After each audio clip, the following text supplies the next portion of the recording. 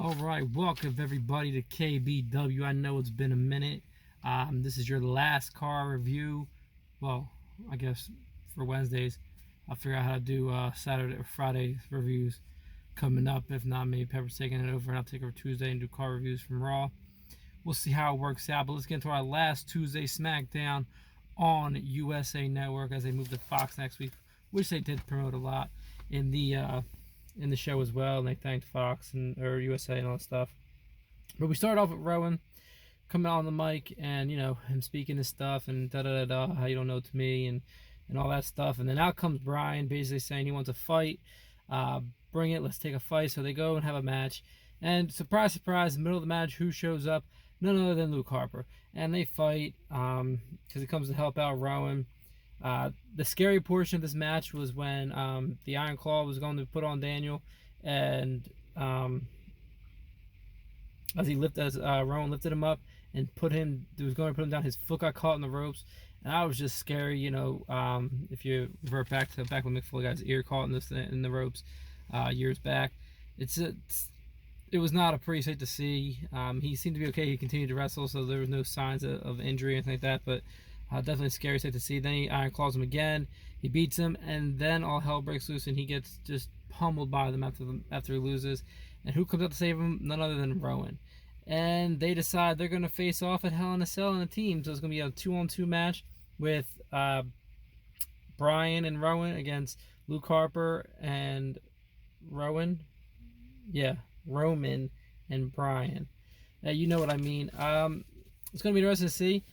I still think WWE's going with the angle of it's all Brian, and he's going to be the mastermind behind this. But then, the other part's like, oh, no, maybe he's going to be the Fiend, and he's controlling them too. Or, I don't know. Either way, it's going to be very, very interesting here. If they do go with the Brian thing, they kind of, I think, botched that whole storyline up from months and months and months ago. But, hey, you never know. So then we do a sit-down interview with Kofi Kingston and about his match next Friday night on Smackdown Live.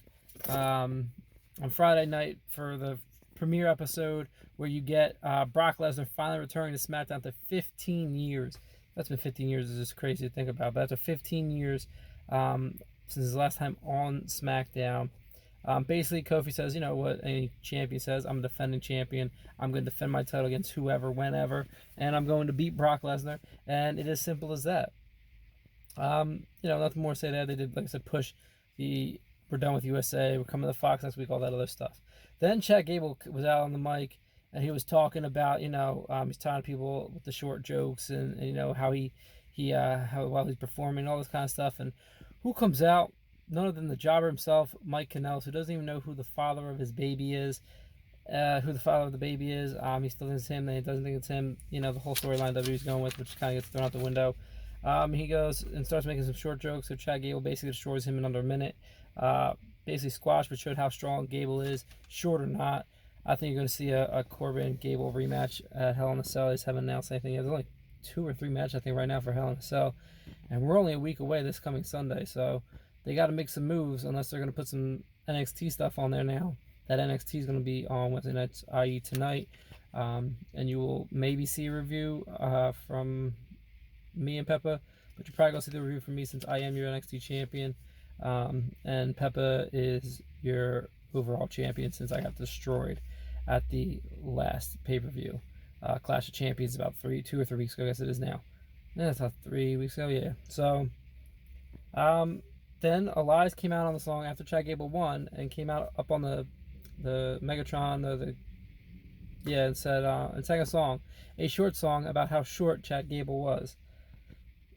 It was funny, but it was just odd, and I guess that's what we're doing with Elias now. Instead of being there because of his broken foot, ankle, whatever it is, now he's going to be on the Titantron for a segment here and there to sing to people, be very short since people can't cut him off and power bomb him, choke slam him, spear him, whatever they need to do. So then Charlotte is in the back looking for Carmella, and Truth goes, Caramel? No, I don't know what to talk about. Then Carmella appears. Then we go right into the tag match with Charlotte and Carmella against Bayley and Sasha. This is basically just to make Sasha look strong because she made Carmella tap out to the bank statement. Then as soon as that's over, the bell rings. The 24/7 title is back up for grabs. So boom, she runs. Truth is her savior. He puts her on her back, and they run away from all of the women chasing down Carmella to get this title. I'm interested to see the angle they go. Obviously, they haven't had Carmella lose it yet. She just got it. I think it was Monday night, if I remember correctly. So I like the fact she has the title, and that is a thing. But you know, they haven't, like I said, haven't made her lose the title yet. She did just win the title, so we'll see the angle that goes there, and all the women that get involved in the next couple of weeks here. Probably you're gonna see something on this Smackdown 20-year anniversary, 30th anniversary, whatever it is that's coming up of Smackdown. So we're gonna see that coming up. So that's gonna be interesting. So then you had Shinsuke. Oh, sorry, I forgot that. So then, while Carmella runs away, you have Charlotte getting her just handed to her by Sasha and Bayley, just destroying her. Becky comes out for the save, and those two look strong. It's going to be interesting because those two are looking strong now. What's going to happen? We have the draft coming up next week or the week after, and they are having pure brand splits now at this point. Like, you're on this side, you're on this side. That's what it is once Fox takes over the next couple weeks. We're not going to be able to see these four women really go at it again. It's kind of sad, honestly, because these four women put on a great show. So that's going to be disappointing to the fans and all of us who really enjoy what they have to offer, what they bring to the table as great wrestlers in themselves. So that's going to be tough for me. It looks like Charlotte and Becky made up. I'd like to see these four go at it for tag titles, but that's going to be the other thing. How they're going to do tag titles. This is going to be Raw has the tag titles only. SmackDown has them only. Like, it's kind of hard with the women's title because that's got to go back and forth. Kind of like, you know, how it should be fair for the Intercontinental, the U.S., and the Cruiserweight.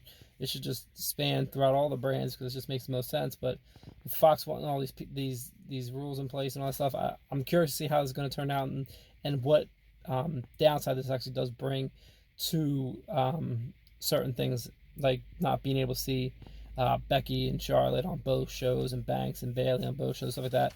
When you know these four women really can put on a great show with each other, because then if you take them away from one, then what really do you have on the other show? So let's talk about Shinsuke and Ali go at it, and man, I thought they were building up Ali, building up, and then boom, nothing, because he loses to Shinsuke in this match. Obviously, Sami Zayn got involved, and since he's been Shinsuke's partner, his tally that I've been talking about in the coming weeks, you know, he's had 7 or 8 losses, hasn't won a match. Technically, he hasn't lost a match because he's the heel manager / commentator for Shinsuke. It's a interesting gig, but it's working pretty well. This is a shame that, you know, they made Ali lose the way he did. It's kind of the same BS. Zayn saves Shinsuke, and then like at Clash of Champions, same thing Miz did, Ali did, and he chased Sami Zayn around the ring, slides in the ring, boom, gets knocked out with the concerto, or I can't remember Shinsuke's move. Let's say that's what it was, but the knee to the head knocks him out cold. 1, 2, 3. Shinsuke gets the win. It's like, stop chasing him around, stop using that gimmick. Back-to-back wins. That's how it's happened. It's kind of like, kind of over that. Then you have the New Day just destroy the B team. There's really no big thing to talk about. The match is basically a squash. The B team basically a bunch of jobbers at the end of the day. But what was great here, which I really enjoyed, was Big E comes out to the ring and just takes a singlet down, both straps down on the sides, just sitting there gyrating in the middle of the ring. Then, as the B team's coming out, he hops into the corner of the turnbuckle and places each leg on each side of the turnbuckle, so that basically his junk is just open and he's gyrating on the, basically towards, in the middle of the ring as they're coming out to their song, B team go go go, and you have Xavier cheering for it. But again, he was just gyrating. It was really weird. But again, they talked about the brand split again, and these two could be separated off. 4 teams could be separate. They brought that up.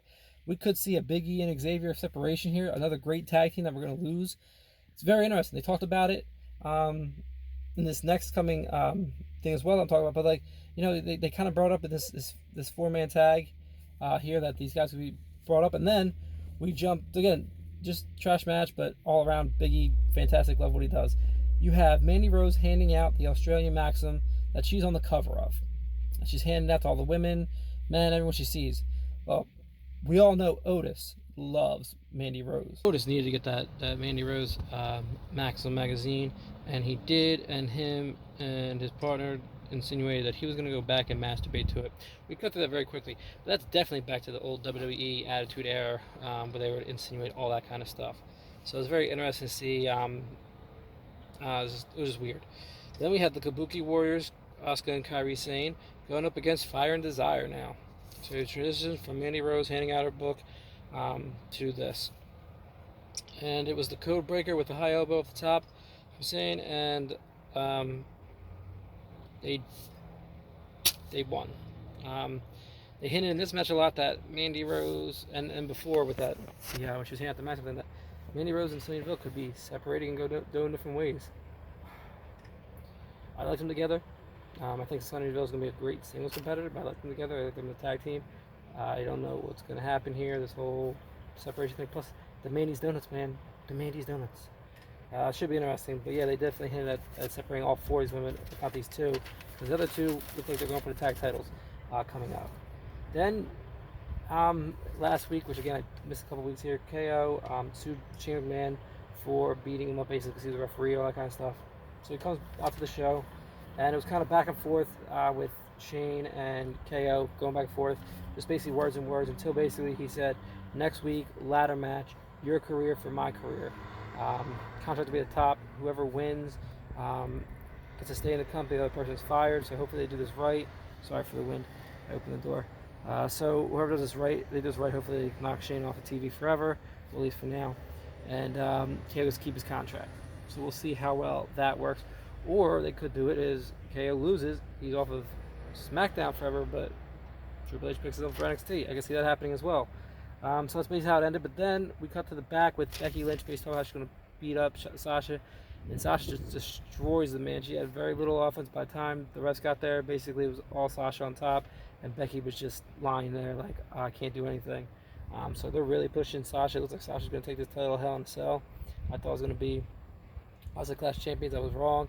Looks like it's happening here. So that's it. From your boy, Mr. Disrespectful, coming to you from KBW, the car edition, as always. I'd like to bid you adieu, goodbye, mwah, and good night, bang.